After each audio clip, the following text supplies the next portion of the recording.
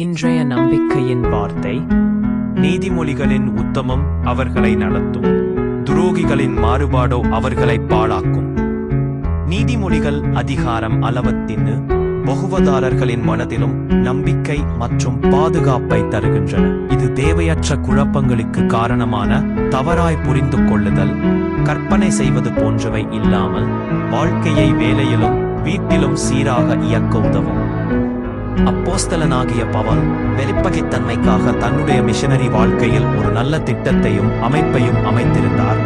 பலவீனம் மற்றும் சோதனை நேரங்களில் பவுல் நேர்மையாக இருந்தார்.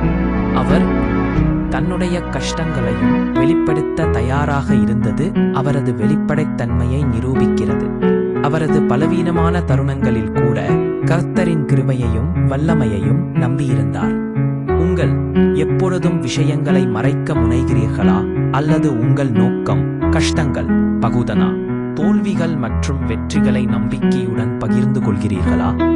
வெளிப்படைத்தன்மை உங்கள் நம்பகத்தன்மையை மேம்படுத்துகிறது. ஒரு வெளிப்படையான வாழ்க்கையை வளர்த்துக் கொள்வது உங்கள் வார்த்தைகள் மற்றும் செயல்களின் பொறுப்பை நிறைவேற்ற உதவும். ஆனால் மக்கள் பொறுப்புகளின்றி இருக்க விரும்பும் இக்காலத்தில் வெளிப்படைத்தன்மையின் முக்கியத்துவத்தை பற்றி நாம் அதிகம் கேள்விப்படுவதில்லை. அதே சமயம் நம்முடைய வார்த்தைகளுக்கு கூட நாம் கர்த்தரிடம் கணக்கு கொடுக்க வேண்டும் என்று வேதாகமம் தெளிவாக கூறுகிறது. உங்கள் கொள்கைகள், முடிவுகள் மற்றும் வாழ்க்கை கொள்கைகளில் வெளிப்படைத்தன்மையுடன் இருங்கள். நம்பகத்தன்மையை உருவாக்குங்கள். மேலும் இயேசுவுக்கு பயனுள்ள சாட்சியாக இருங்கள். ஜெபம். கர்த்தராகிய இயேசுவே, வாழ்வின் எல்லா காரியங்களிலும் வெளிப்படைத்தன்மையுடன் இருக்க எனக்கு உதவி செய்யும். ஆமென்.